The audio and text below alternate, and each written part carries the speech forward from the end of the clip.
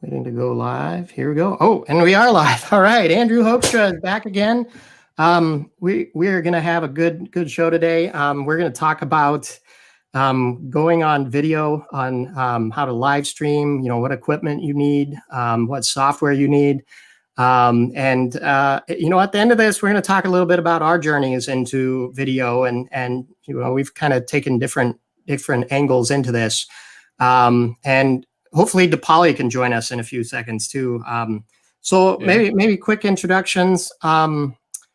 Just a brief history of how you got into video, and your background's pretty interesting. You've got some pretty nice equipment for your stuff, which is I wanted your perspective. DePauli hopefully can join us. She's brand new to all of this, and then I don't know what it was, but it was Avi Singh. He had been making these YouTube videos, live streams, and he's up to 100,000 subs on YouTube now. And he invited me to be on a show with some other people, and I would remember how scary it was. I tried to cancel out of that thing, but I went through with it because I made a commitment, and it's changed my life because it's your voice is out there. Your people can see if they trust you, and then in terms of marketing, it's so powerful because especially there's times during social distancing and stuff. People can kind of see who you are and kind of listen to you, and when they come to you sometimes for when they're an inbound lead like that, and they're like, "Hey, I've already watched you. Let's get started." When that happens, something like that happens, you're like, "Whoa." Or, I've had instances where I'm walking around town and people are like, "Hey, I've seen you on LinkedIn and YouTube." And I'm like, what? So those are fun stories. But and just real quick. So, kind of talk a little bit about your business too, Andrew. But, I do business intelligence. I'm kind of niche down into marketing and helping people, locally now in West Michigan, more than I was doing international before, but I'm kind of niching down. But I do a live show once a week, every Wednesday. Andrew, this is your third time, I think, right? Yeah, third. I don't think it's 4 yet. I was going to say 4 before you said 3. Yeah. But, it's been a few. You've been on this a lot. You've been on a couple of your own with Grand Rapids. Was it Circus about AI, machine learning? Yep. Talking about Python and stuff. Yeah. Yeah. And then, on Avi Singh, he's got me on a show once a month now talking about mindset, starting your own journey into entrepreneurship and starting your own business. So you can watch me on there or on LinkedIn every Wednesday or YouTube every Wednesday. So yeah, Andrew, tell us about a little bit about your video and journey. Yeah. So I got started in video a little bit when Charles kept inviting me to do things live with him. And like Charles said, I initially was hesitant too, because I don't want to necessarily put myself out there before I'm really ready. Sometimes I like to think about things a lot quicker or a lot longer than just jumping in front of a live audience and chatting. But the real foray into it for me was my wife and I, we have a professional ballet company called Deos Contemporary Ballet. And we are trying to do performances in a different way than the industry typically does. And a lot of that came out in choreography, but we were starting to think about the medium. And so we were talking about doing something called dance for film, where instead of people sitting in an audience in a theater, the camera's moving in and out of the dancers and just a lot more cinematic and some people might think more interesting. And we were starting down that path, and then COVID hit, and now we can't perform in theaters. And so the whole entire industry is kind of scrambling to get together these virtual performances. So we feel very fortunate that we were kind of already down that path. We had already started acquiring equipment with the intent of making professional quality video. So we got the camera, we got the lights, we got the live streaming equipment. So the stuff that I use every day now is sort of a secondary application. I'm using this for all my teleconferences, jumping on LinkedIn Live, but the primary intent was always to actually capture professional quality film. So sometimes it feels like a little bit of overkill, but it really does. Like, you put us all to shame, because if you're looking at Andrew's video here right now, you see everything's blurred in the background. Like, it's crispy, clear your face, you know, the lighting, everything is perfect, right? So, but I wanted that perspective, because there's going to be people in the audience that are well on their journey, and they're probably maybe using some of the equipment I'm using, and they want to upgrade to the DSLR, or, you know, maybe they want to know, even if I go a step further and go into professional equipment like you have, you know, what does that cost, and what's it look like, and why did you go, you know, but yours is an interesting one, because you've got two businesses, you know, the ballet, which requires this high-end equipment, whereas, you know, this doesn't, but now you can borrow some of it and kind of teach us a little bit on what that equipment costs and looks like, right? So, but yeah, so, you know, well, you know, just real quick on that. So you have cameras, and do you have like mounted on, like, you know, little carts and stuff so you can wheel it through, or do you have people with those kind of handheld cameras that are, you know, with the little tripods that are going around in between people, or how do you, what type of equipment do you have for that? Yeah, so most of my stuff is on stands. So I have two lights. I've got my key light up here, which is a little bit brighter than the fill light over here. And so I've been studying a lot about lighting design since we're trying to do this stuff as professional films for the ballet. So you got your key light, the bright one, at a 45. You got your fill light at the other 45. It's always nicer to have them kind of looking down on you instead of up. So I've got the stand holding up really high. And I was going to get a tripod for my camera, but it turns out my computer case is actually the perfect height, and it sits right nice on top of my desktop computer. So there you go. Save myself 20, 30 bucks there. Awesome. So yeah, let's, well, you jumped into lighting, and we're going to go back into lighting, but you know, people, video, camera is so important, you know, because like you could see there, you know, a nice camera can give you a nice crispiness, but then there's budget too. So we'll talk a little bit about that. And then there's the fear of getting started, right? You sometimes, you know, and I did this, like, well, I'm not going to go on video until I get the right camera. But in reality, you can use your webcam, which I did for the longest time. And I'll talk through some of the issues with some of the webcams. And the one I'm using now, which is a webcam, this one is a Logitech HD 1080. And it's on a stand, which is nice. So then you can swivel it around and stuff. But just my, you know, journey through cameras was I have a Dell XPS 15, and the camera was in the bottom of the screen, the bezel. And it was always called the nose cam, because you know, every time I went on conference calls, you know, that was one of the most annoying things, is looking right up in your nose. So now this computer, it's up near the top, you know, the brand new version of the XPS 15. But I used this for probably a good 8 months before I bought the Logitech. And once I bought the Logitech, though, it's made quite a difference. So I'm wondering if I can change it on the fly here. Oh yeah, there we go. Yeah. So you guys can see the color's a little bit different. I don't know if it's the crispness of a lot of people say the Logitech is much crisper in terms of graphics. And I'll switch right back here. It's got wider a little bit too, right? So, so I'm switched back to the Logitech now. And then the next step, which will lead into your conversation, is a lot of people, you know, and I've seen this on YouTubers too. Sean Cannell, a lot of people on YouTube use DSLRs. And maybe you can talk a little bit. And I think you've got a graphic too on, you know, the benefits of DSLR and why you use it for, you know, and maybe talk a little bit about cost too. I know that's the big limiting factor. So, you know, webcam, I think mine was, I can look, but it was less than 50, I thought, but I'll take a look while you're talking about. Yeah, sure. Yeah. So the camera I'm using actually is not a DSLR. It's actually a cinema camera. So it's made by Blackmagic Design. So it's their Blackmagic Pocket Cinema 4K. So what makes it different from a DSLR is it's intended to capture video first, photos second. Okay. whereas a DSLR is usually designed to capture photos first, video second. So there's a few different camera parameters that change when you have that different focus.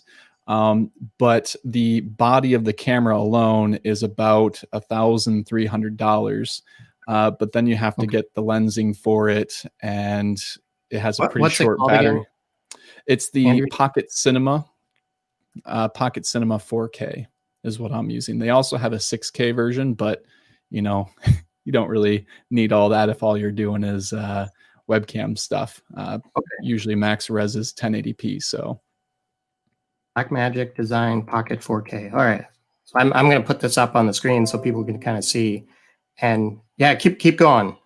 yeah. So usually when you have a DSLR or these cinema cameras, you're buying the body, and you can get different lenses to attach to the body. So that gives it different visual effects, whether you can see farther away or taking more macro, wider field of view, more narrow field of view. I picked one that's equivalent to a 50 millimeter focal length. The reason for that is it's the closest to what the human eye essentially perceives. And it also, with where I have it placed, I think framed things up quite nice in terms of, not showing my whole entire messy room without me basically being just a giant blob in the middle of the screen. So, yeah, and that focal length also makes it easy if you've got significant space behind you to be able to blur out the background significantly while keeping the foreground nice and crisp. So if you have like a webcam, they tend to have, very wide angle. So you can kind of get some distortions where things look like straight lines in the background start looking curved. Yeah. And they try to have pretty much everything in focus at all times because there's not much leeway in how much space they take up to be able to adjust that focal length. So if you're looking to get sort of that natural blurred background, the DSLR is probably the better way to go. There's tons of equipment that you can get, just ridiculous amount of options for being able to hook that up to your computer. I personally stay within the Blackmagic Design ecosystem. They've got an ATEM Mini, ATEM Mini, which will take any HDMI input and basically make it available to your computer over USB as a webcam. So I can hook up my computer screens because it's got 4 inputs. So I've got my camera hooked up to it. I've got a computer screen hooked up to it. And you're able to kind of switch between those inputs and add in some extra effects, kind of like this logo here. All right, what was that? What was that called? You're going too fast for me. I'm sorry. All right, so you have a card. So you're taking this camera output to a card. Is that right? It's actually a device that sits on my desk. It's called the ATEM Mini. ATEM? Yep, ATEM Mini. Right. So that's all uppercase. Blackmagic too. Okay, so about $295.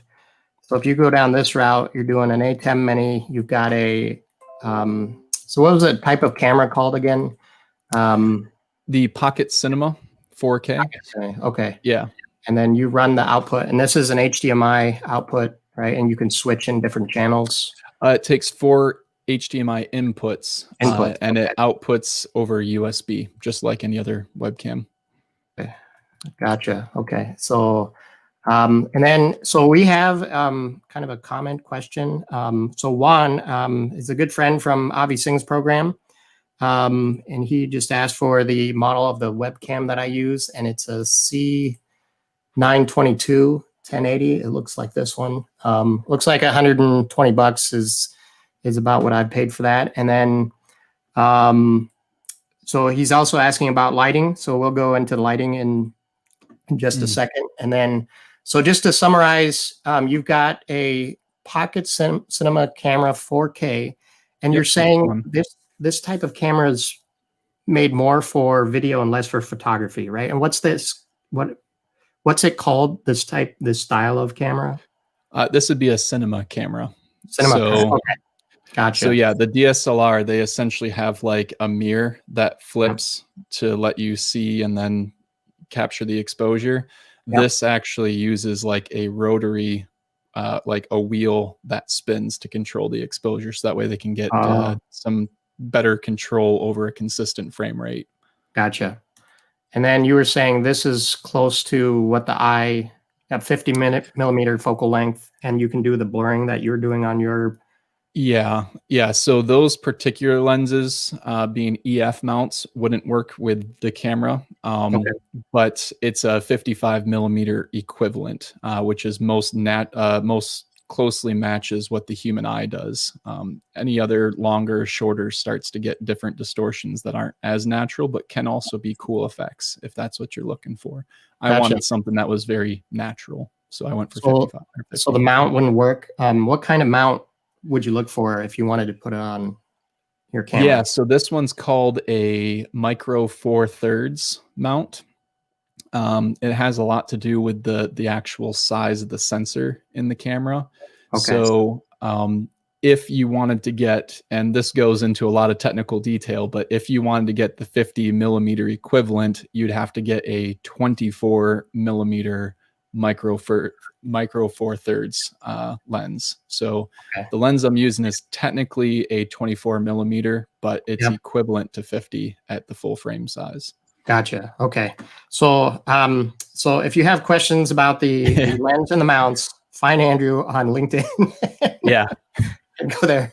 All right. So yeah, let's go. So Juan is listening in. Juan is in Peru, I believe, right? Juan, if you can confirm.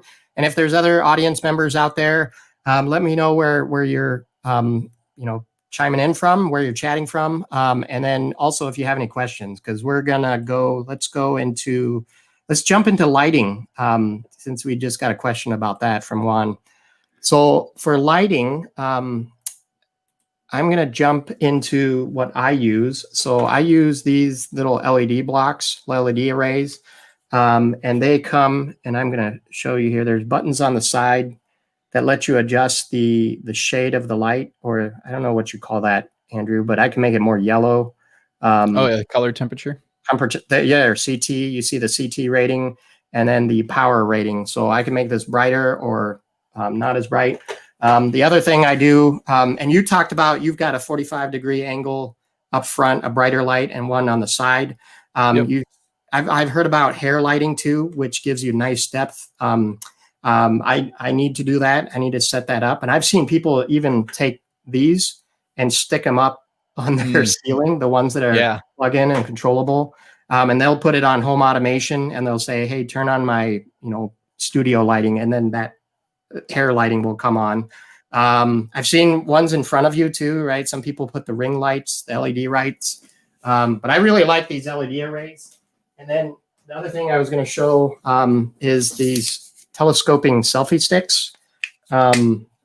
Super handy because it turns into a selfie stick, but I really didn't want it for that. I wanted for the stand, and then it telescopes. So anywhere throughout the room, and this is a trick I was using, was I stuck those lights on my pictures to get some depth. Some accent lighting too, Yeah, and the shadow is really nice. You see it on the plant over there. It's got some accents and lighting. So I bought these, really happy with it. The only big problem I have with them is they don't have plug-in, right? So every once in a while, I'll be on a live talk show, and one of those lights back there will go dark, or both of them will go dark, and I'm like, oh, I'm sitting in the dark. So I got to turn on the room lighting. Yeah. But, Juan, if you're still on, let me know. You were asking about, I believe, yellow or white lighting, right? In terms of color temperature. And I can adjust that. And in this room, maybe with the background, I prefer the white because when it's too yellow, it kind of almost blends in with the colors in the pictures and stuff. So what's really cool is some of these LED arrays now, you can adjust the temperature and pick white or yellow lighting to match your surroundings, right? So I've been playing around a little bit with that, and I've come up with this temperature that works really well. And so I've got on the screen, so we'll go to Andrew real quick. So Andrew, you use this Godox $134. Yep. So yeah, go ahead and start talking about that, and I'll search for my lighting and put the cost on how much these LED arrays cost. Yeah, so I got a few of these that he has displayed on the screen, the Godox SL60. And again, the original intent of this was to capture dance for film. So I just get the benefits of it for now. So yeah, I've got 3 of these, and the 2 that are in the front here have what are called soft boxes on them. So he's got one of those on the slide right beneath the actual light there. And all that does is it takes this narrow, super bright cone of light and diffuses it out. So it's much softer, and it doesn't look like there's a flashlight on your face. It makes it look a lot more natural, like it's coming in through a window or something like that. And then the third light is actually behind me and way up high with a honeycomb filter on it, which you can see on the left here. The honeycomb filter basically takes this cone of light and focuses it so it's more like a spotlight. So kind of the opposite effect of the soft boxes, and that's used as a hair light. Again, I don't think I probably would have given myself a hair light if I didn't have 3 lights already. But I had a third light, didn't know what to do with it, and did a bunch of reading, and people said it adds a lot of depth to your head compared to the background, so it kind of helps separate you out. And I have no idea if it's true, because I'm not a particularly visual person with lighting stuff, but everybody seems to think it looks pretty good, so I've kept it. Yeah, I think your camera position right now, yeah, your hair, you got that highlight up there. My camera position's low, I guess, and so I'm just going to run an experiment. If I bring it up a little bit, the problem with that is now I always look at the screen, and if you have it up here, you're going to look at the screen, and you're going to be looking at my forehead, and I have kind of a big forehead, so that's. But just as an experiment, if I had headlighting, I know some people put it towards the back. Yeah, and that gives. You're right. Look at that. That's a nice effect. Like I'm a little bit further back. And then it's got a nice effect, but I'd have to practice looking up at the camera a little bit. So, yeah, I find myself looking down a lot when I'm on a teleconference, like looking at, because my screen's much lower down, and it's kind of an adjustment to try to keep your face always looking at the camera and just doing little eye checks to see what's going on the screen. Yeah. I still am weirded out by, you stare at a camera. I mean, you're talking to a camera, right? Where I just love talking to, these live streams, I'm talking to the picture of you, but people are like, where are you looking at? Or when I'm looking at the screen, I've got that second screen over here. So yeah, that's an interesting question. So you've got a honeycomb, you've got, soft boxes, boxes down here. This came as a kit. I think you said you bought them all together. I just want to show what I started with. Yes, this was a light bulb, and I took the cover off, and I had so I'm going to show everybody the demo of my softbox. So it was a piece of paper, and it was duct taped and wrapped around. And it was my wife was like, "You got a fire hazard, Charlie." Yeah, I was just going to say that. So I stopped using this with a piece of paper and the duct tape. But that leads to the second question: is the thing about video is just get started, just do it, just go and experiment, just put yourself out there. And then if you find that it's your passion and you like it, you just keep doing it, which I have so much fun doing these. So I think, Andrew, you too, because this is your like 4th time now. Yeah. Yep. So, and I tried to get LinkedIn Live myself, but they haven't given me approval yet. So one of these days they'll finally give it to me. It took a long time. And you have to kind of get some traction too for LinkedIn Live. You have to have some shows going. But it took me probably a month before I got approved for that. But hey, you're welcome on my show anytime. So keep coming back. And Juan, if you're out there, Peru, come join us, man. Next couple of weeks, I think Kenneth is going to join us in a couple of weeks. Next week, I got to put this out there. We're bringing in Nick, and we're going to talk fuel cell technology. because Nikola, the car company, is partnering with GM, I heard. And then there's another company out there. Oh, Microsoft. If you do a search online, their data centers, they're starting to back up trucks with fuel cell modules, and they're testing using fuel cells for power. And then there was another company too. But next week, and we're going to have, you know, and Tyler just jumped on from the other side of the state here. And Tyler's been on a couple times with Andrew, right? So yeah. So Tyler, yeah, you know, if next week, if you want to join, Tyler's trying to line up another show with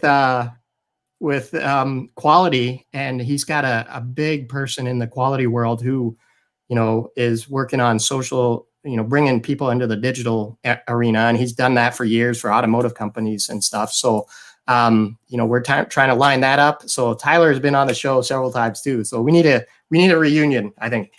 Yeah. So, let's go. So Tyler, if you got any questions too, you know, just they're coming through chat right now. All right, where were we? So we were at lighting. I showed you my lighting setup. Anything else you wanted to add for? I went with the white lights myself, just because I'm already kind of in a dungy basement room, and I thought it'd be a little bit brighter and maybe keep me more awake if I got the white ones. I think it's really just a matter of aesthetics of what you'd like. So the route you went with getting an adjustable color temperature is probably a really good route, because the ones that I have are just, it's 5600K, and that's the only color temperature it puts out. Oh, really? So, gotcha. Yep. Yeah, interesting. So let me just look here on the back. So I got 3800K on this right now, so a wider setting, right? And then, yeah, so I can adjust that up to 56. Interesting. So yeah, good. Too many pokers in the fire, says Tyler. Yep, that's true. So Tyler, you're invited back. You and I, we all have too many pokers. So let's go to the next topic. So we jumped over microphones. Oh, this is a fun one. It is. Yeah. Especially with teachers going back to school and getting ready for virtual, and so many people getting into videos and virtual. I've noticed. So I have here a Blue Yeti. This is, I bought this for my son because he liked to do Minecraft, and he uses OBS to stream his games. But this one is sold out. You have the hardest time, because if you go online and search for Blue Yeti, everybody's trying to get one of these, right? So it's nice construction, you know, aluminum outside, and it's got a nice classic look to it. The problem we had is it's got, if I can put this up to the camera, it's got a mini USB port on this side here. And that's become intermittent. And so I'm going to show you another, so these ports, I've had issues for a lot of years with these, just because of how they're mounted on the circuit board. There's 4 ground pads, and then there's the 4 or 5 pins, the USB pins, and those break off all the time. There's not enough strain relief on those guys. So those snap off at the solder joints. So he's got an intermittent connection on that one. We're going to jump a little bit so we're going to talk a little bit about portability too, right? Because I think, Andrew, you had said portability is important. So I bought this Samson Go mic, and it was perfect because you could see this little clip goes right on top of your laptop, and then you get a mic.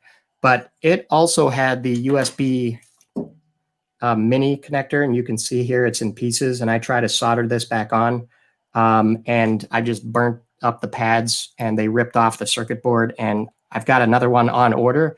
Well, once again, everybody is going after these because there's a lot of reviews on these that this is the perfect size for portability, and a condenser mic.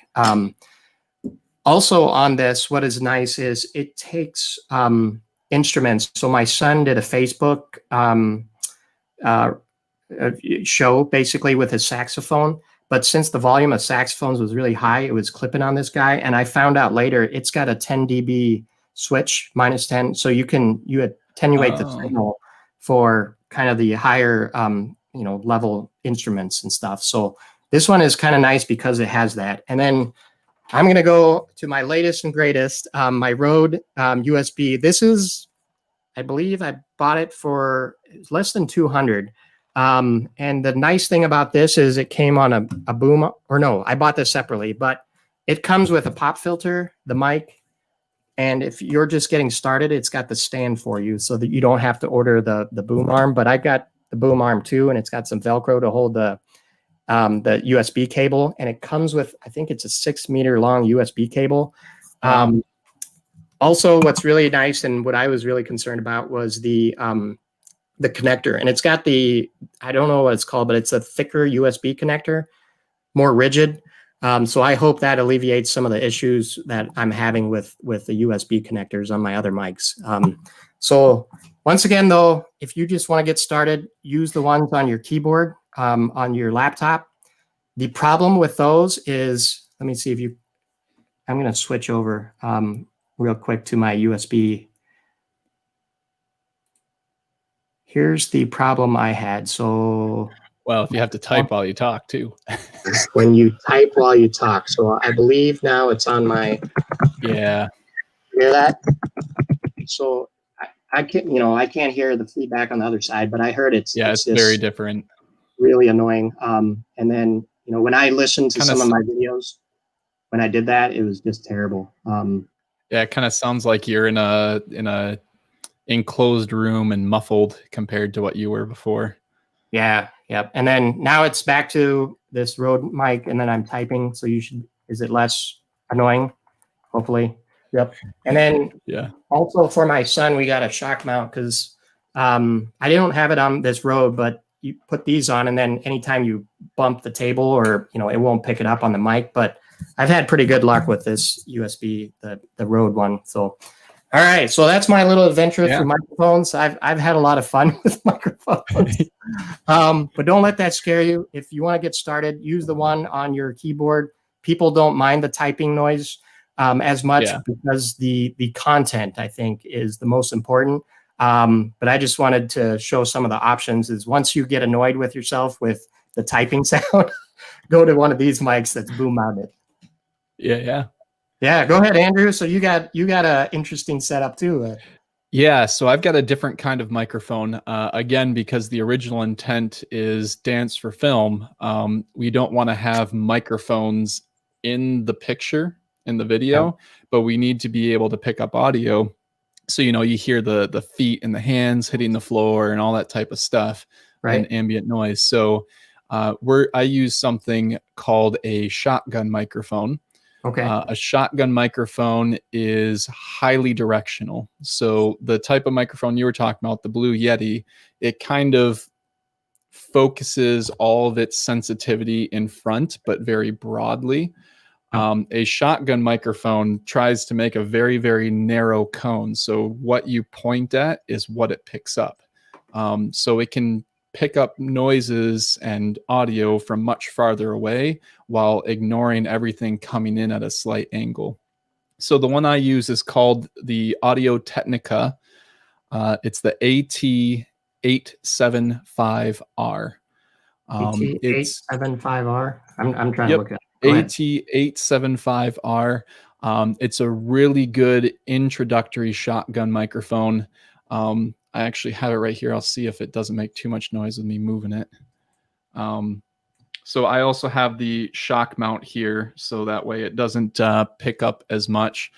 But you can kind of see if I'm on axis with it, it picks me up pretty well. And then as I start to go off axis, oh wow, really drop. It really drops significantly. So I place this slightly below my head just because that's what keeps it out of the frame of view of the camera. But I have it on a microphone stand, kind of off on the side, so I can tilt it away so I can access my keyboard and tilt it back when I don't need it. And then I also use the stand as kind of like a boom mic when we're on set capturing the dance for film. So yeah, that's what I use. Just a single shotgun microphone.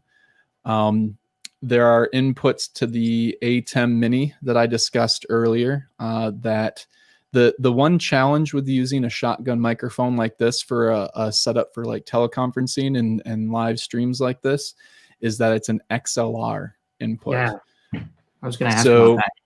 yeah, so computers don't have an XLR input. It's kind of like your standard microphone connector. Yeah. So you got to have some sort of device in between it. So there's a couple of ways I can get that into my computer with my current setup. One, I could have the other end of the XLR cable be mini XLR, and I can plug that directly into the Blackmagic, the Pocket Cinema camera. Okay.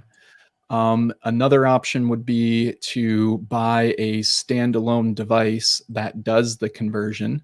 And I chose to do that because of portability. We want to be able to record on the run in the middle of a field somewhere. So I needed some separate device to record. And a lot of recorders have an additional output either over USB or kind of your standard aux cable that you could either plug directly into your computer or into the ATEM Mini Pro or into the camera.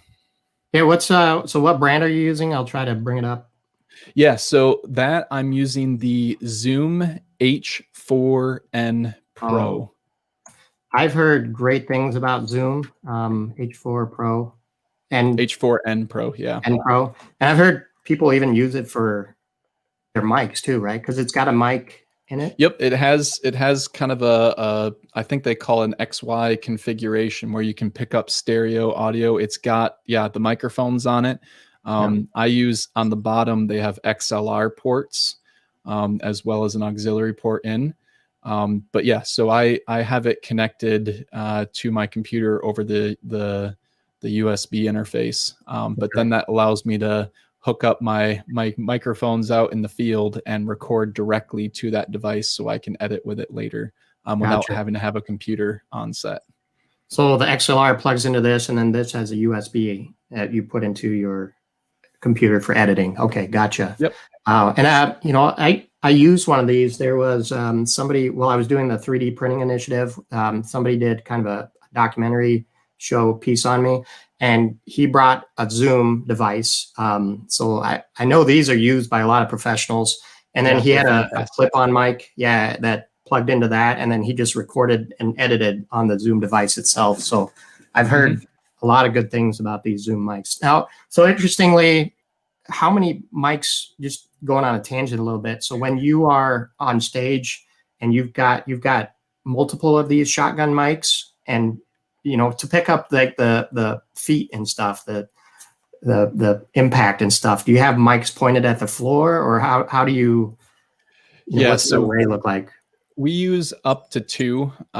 Usually it's just one microphone because what we're really trying to capture is if you watch a video of dance, you can put the music over it and all that type of stuff, but there's kind of this like disconnect because you don't hear all the natural sounds that you kind of expect to hear. So they do this in cinematic movies too, where they have Foley artists who are like inserting steps as people step and doors closing and all that. They add in all those effects most of the time afterwards. And it's the same sort of thing, is we're trying to capture the audio as it happens so we can isolate it from the music and then control, you know, how much emotion we want to add into it by how much we want to connect the audience to the physical reality of what's happening in front of them versus having them pay more attention to the music or whatever. We get to mix those in how we want then. So sometimes 2, usually just 1, and it's a take or 2 to just get the audio clips. Gotcha. Okay. Interesting stuff. All right. So that was quite the foray into microphones. I'm learning a lot. Boy, we've done lighting. We've got camera. I think the next one is software.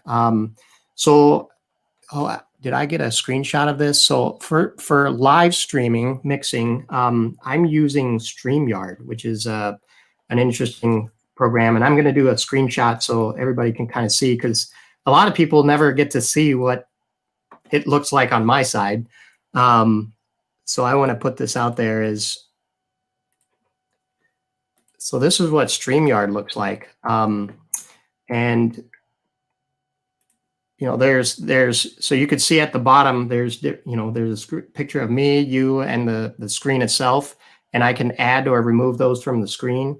I can choose to just have people, talking heads, or I can add a screen. And then when people are on the screen, I can drag and drop people into like a larger window, or if somebody else is speaking. So I'll kind of do that now is, it defaults to you, and then, I switch back to me, and then, so I'm just dragging and dropping, the heads, the talking heads to the middle of the screen. I can hide the banners. And then, so you see there too, well, let me bring the screen back on. You've got the banners on the side here. So right over here, so I can add each banner, and it's great because those are kind of talking points. So I set these up, that's part of my workflow is I set up the kind of the talking points, and then I just throw the banner on, and that keeps me on track and stuff. So, and then you can see here, you can broadcast to multiple, social media platforms at the same time. So I just select those. So this is kind of my studio, and then the chats come in, and then I can, show the chats on the main screen, on the right side here. The other software that I've heard people use a lot is OBS. I think Avi Singh uses that for some of his. I think it primarily started for streaming video games, right? I've heard that's where OBS started, but then it got picked up by a lot of people that were just doing webinars and YouTube mixing. And then the other one that I use, and I'll try to get a screenshot, is Camtasia, which is phenomenal, because what I'm using, the things I just learned on that one is you can zoom into the timeline, snip and cut stuff, and then, and you're probably an expert on this, Andrew, but I'm just starting, and then you can zoom into certain areas of the screen or add multiple screens on top of each other, so stack them. Add kind of call outs and stuff, and kind of draw on the screen too on the fly. And then the other thing I just learned how to do was put PowerPoint behind me. So I have a talking head, and it'll record my webcam, and then I put PowerPoint behind me with animations and text coming in. So those Camtasia, I think they'll cost, I think it's like $250 a year. Upgrade was $140 maybe. But it's been a lifesaver for me in terms of, reducing my editing time. The other thing is I've been talking to some marketing people, and, the interesting thing is people are moving into, with Camtasia, I edit within an hour. I mean, it's not professional, but I've noticed as long as the content is great and you're adding value to other people, don't mind some of the editing mistakes, and they just want the content, that's, so it'll take me an hour to maybe edit the video and post it, right? Whereas I've heard some of the marketing firms will put like 40 hours or, days of work into editing video, right? So that was just my comment is don't get scared by editing. I think there's some free software out there for editing. I jumped right into Camtasia because it was so easy to use and just snip things out and post. So yeah, Andrew, if you can talk a little bit about, what kind of software you're up to, and, let me know if I can put them on the screen too, if you. Yeah. So for after a capture editing, so this is post-processing video, we use Davinci Resolve. So Davinci Resolve is Blackmagic Design's software package for video editing. They have a free version, and it is quite full-featured for it being free. In fact, we haven't needed any of the paid features to do our dance for film stuff at a professional level. So if you're looking to do high quality editing that maybe takes a little bit more time to accomplish than just trimming clips and whatnot, there is an insane amount of power in this free package of software. If you do get the Pocket Cinema 4K camera, like I discussed, that we have, it comes with a free license to their professional version of it, which adds a lot of crazy stuff that we haven't even touched yet. So I don't know if it's worth it, but the free version is definitely worth every penny and more. Yeah. Other than that, for live streaming, which I've done a little bit on YouTube with, the ATEM Mini I think you need the pro version, which technically I do have the pro version, not just the standard one, that has the stream encoders built in the hardware. So all I need to do is just specify the web service, whether it's YouTube, Facebook. If I had LinkedIn Live, I could add that in. Yeah. And it will actually, with an internet connection, stream directly to those services without having to run any software on your computer. So if you don't have a high-end computer, I don't think you even need a particularly high-end computer to do streaming. Yeah. That A10 Mini Pro would be able to do all the streaming to keep the load off of your computer. So help me again. Streaming, you're talking about the audio feed, or? No, this is streaming video and the audio. So the A10 Mini Pro is essentially like a professional video editing board where they've got like the sliders, the different inputs, the audio inputs. Okay. You can pan and add in effects like this logo and whatnot. And it will encode the program. It's called the output, such that you can upload it directly to Facebook Live without having to run it through OBS or anything like that on your computer. So it goes straight from the capture device to the cloud without going through your computer. So this, what I have on the screen here, you're saying you can just edit using the buttons on here and then load it right up? Yep. So the 4 buttons on the bottom left, for example, are the camera inputs. So you just click the buttons and it switches between the different source inputs. Okay. So nice little video switcher there. And then you've got some other buttons to do some of the editing, you're saying, right on here? So that wouldn't be for editing. That'd be for like doing live programming. So, I mean, just as a quick example, you can do silly little effects like making that little logo on my screen, pop around, move around. Yeah. Okay, gotcha. So there's all kinds of little things that it enables you to do quite readily. Cool. And then, so Davinci, let's go back to that because I think that's a huge one. It's free. And what are the main features you use in Davinci? So many good ones. Yeah. Shoot. They have everything from just importing the clips and going to your cut timeline. It's a non-linear video editing thing. So you can have multiple timelines. You can bring in a bunch of different clips and jump between them. It's got the simple, splitting, cutting, moving things around, rearranging stuff. But it also has coloring. So you can import your video and give it special coloring effects where I could potentially isolate, let's say this, can't really see it well because it's blurry, but this red book here, and I could make that book turn green or blue. Oh, interesting.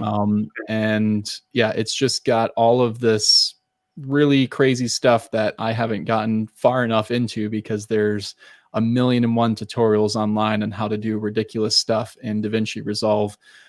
So you can do like the bottom thirds, insert that over it. You can do picture in picture by overlaying videos. You can edit your audio on it. And then it has all of the software to be able to render it out to MP4, MOV, all the different video formats you could dream up. Right.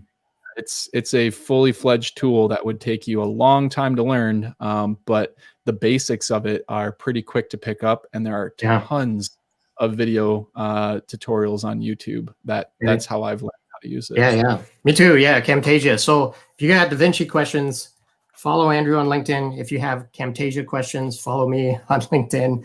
And I've actually done one of the videos on how to zoom in. One of the things you struggle with the most is on the timeline.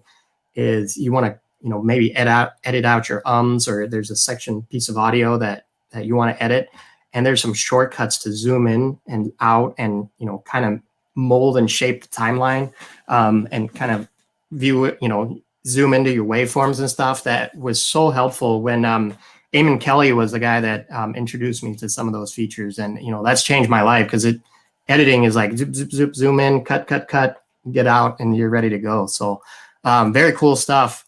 So I had a question though. So this may be related more to your ballet stuff. So, for the musicians out there that want to start garage bands, but with social distancing, they're like, man, I want to collaborate, but the latency issues are arising, right? Have you found a good collaboration tool where you can sync up audio for people to collaborate online, or is there still too much of a latency and an issue with that?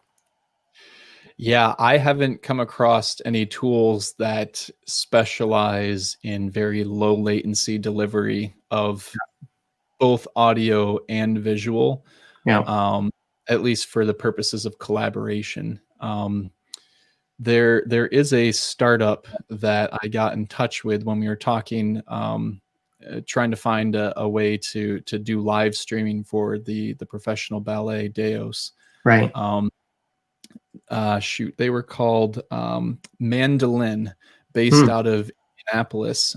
They're Yeah. building up a whole service for live streaming events. So they're basically saying this is not your Zoom call quality. This Right. is like high-end audio, video, super low latency inputs, and it's intended to be like virtual ticketed performances. So I Yeah. don't know if they're in the future going to offer any sort of collaboration options there. Yeah. But the underlying technology that they're using, it's called FFmpeg, FFmpeg. If you're a software developer, you could kind of roll your own server up to do that stuff, but that's going to take some time.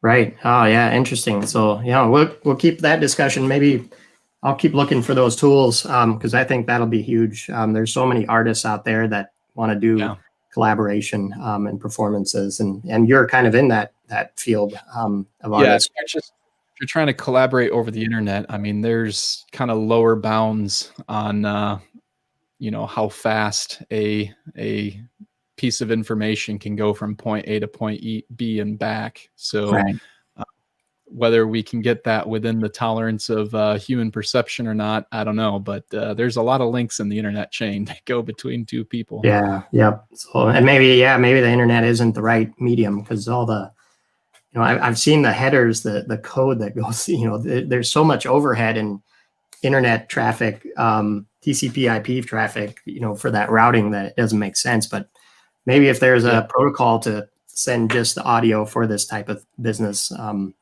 that would work. So, so we're coming up on 52 minutes. It just boggles my mind every time we do it. We go for an hour, and it sounds like we could go for more, but we should probably let wrap up for the audience members.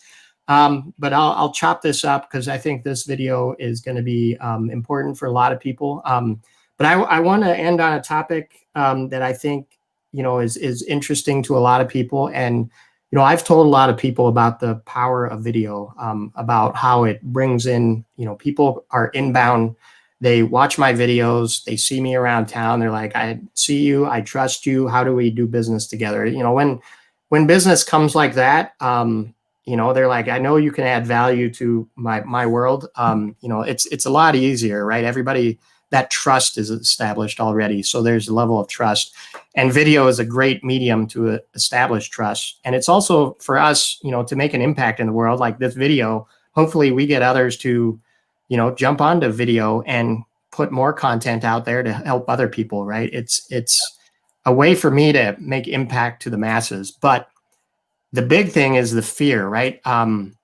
So, when I first posted my first video on YouTube, I was like, what if nobody cares about this video, right? If I put myself out there, put all this time in, or I get a bunch of dislikes, like, how will that impact me personally? Will I be just like destroyed? But it didn't turn out that way. Like I put content out there. I'm trying to help people, and people like the videos. And, the first dislike, it was kind of hard too. I've got a couple of those, but then you got to think about the other side is like, well, somebody watched my whole video and took the time to say they disliked it. So there's something, I have to recognize that too, is something about my video didn't reach them.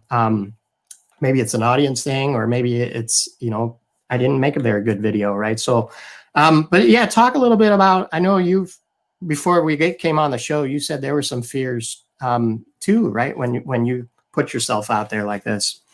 Yeah, I find if I try to do anything that's like pre-recorded and not live, it takes me at least 3 times as long. Yeah.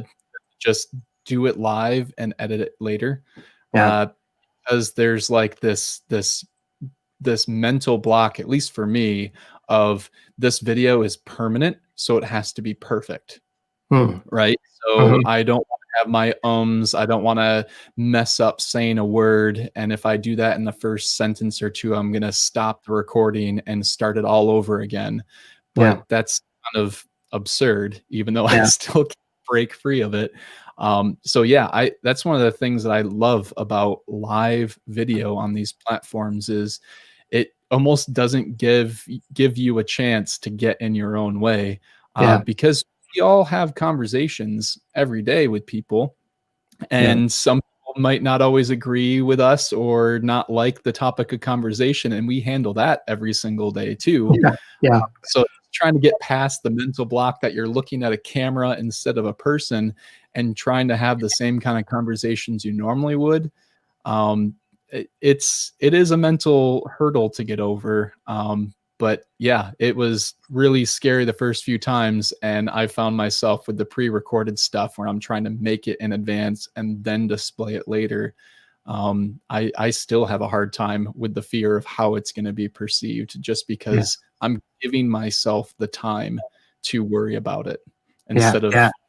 dealing with it. That's so interesting. And then, these live shows, I still get nervous leading up to them because I'm like, what if I get on the show and I choke and I stutter and and I do all these silly things. And then, but I think what's really interesting about YouTube and LinkedIn Live and these shows where, you don't really see the audience. So you lose sight. When you're presenting in front of a crowd, it's different because you see those people and you're like, oh, they're going to judge me. But with these videos, even though there might be like 10 people watching online, it's really a conversation that I have with you. And then, when Tyler's on and when Eamon's on, it's the people on the show at the moment. And then, it's a push system. People are pushing their comments in and then you bring them in when you're ready. So there's not that interruption all the time that could happen in a live audience too. So yeah, there's fears all over the place that I still have, even on the live ones. But what's interesting is the recorded ones. I just put one up. I think I recorded it over the weekend, and then all night long I was thinking about it. It's like, what can I add? Is there a summary slide I need to put in the front? What I need to edit? And then I spent another hour, later, and I was like, is it ready? This is offset. And finally, I just pushed the launch button and uploaded it to YouTube. And I was like, I'm done. Yep. Just take action, just put it out there, and people liked it. So, but let me go back to about putting yourself out there. What's interesting is you have artists on the ballet side of things, right? And Yeah. artists are putting themselves out there on stage with their art. And if people don't like that, they're judged too. And what was interesting is you were involved with that, but you yourself you were creating art and videos, but you still had that fear, even though you were helping others go on stage, right? So yeah, I can't imagine what it would be like to be an artist where like the whole content itself is like the visual appearance of it. And I feel like that would be so much more higher pressure than the content you say, because I don't know. I feel like you can always circle back and re-say something either in another video or when the question comes in, but movement is forever. Yeah, that's true. Art and the movement is forever. Interesting. I want to add one more thing, and one other fear is, I'm half Thai and I speak Thai, but my Thai is getting really rusty, right? And I heard this from somebody just this morning is, with data and analytics, a lot of the business is in English speaking countries, especially Power BI, because it's based in English. And they have a lot of, there's conversion translation issues too. And you see the adoption isn't great. I saw this on a map, in terms of adoption, it's not great because there's language processing and stuff in Power BI too. But since it's in English, it doesn't really bode well in countries that don't speak English. So my dream is to do a Thai Power BI tutorial, but Sweet. I'm scared to death, because it's so rusty. I'm just scared I'm going to get out there and Oh. what is the word for data or something again, something simple. So it's funny, but all these fears are playing in my head. This is a goal. Maybe I'll set a date and just do it, Yeah, you got to just do it. I mean, yeah. I did some study abroad in high school and a little more in college. Yeah. And yeah, until you just kind of start using your rusty language and just say, you know what, people, you're not going to fool anybody. I mean, maybe you will, since it's kind of more of a natural language for you. But when it's a studied language, like I learned Spanish, I probably could survive in a Spanish speaking country now, but that's maybe about it. I'm not going to fool anybody if I tried to put together a tutorial that I'm not a native speaker of it. But I think it's a lot like your editing thing, right? Like in the end, it's the content that really truly matters. And people can be quite forgiving as long as your audio is clear and your message is helpful. Yeah. No, adding value, adding content, creating content that helps them. That's another thing I realized, and I think helps me a lot with these videos, is I realize it's not about me. It's about, I need to be there to create this content because somebody's going to be able to use this and do something great with it. So this video, I think, is going to be huge, and I'm going to chop this up, Andrew, and take snippets of the different type of mics and lighting and stuff, and hopefully we can get more people involved. And if there's anybody in the audience or anybody that watches this video later, follow us. And if you're ready for it, Andrew, this is an invitation to the audience members. If you're ready for video and you have great content that you want to get out there, but you don't have the medium, Andrew, let's help that person. We invite you to join the show, and in a couple of weeks we'll schedule something. Come join the show, and we'll showcase your work or whatever it is. Right? Let's help get more people to create content to help make an impact in the world.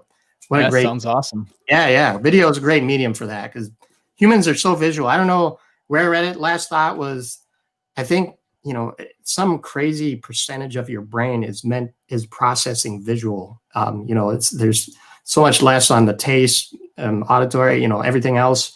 It's all processing visual. It's amazing how much visual content is coming into our brain. So amazing stuff. Any closing thoughts, Andrew?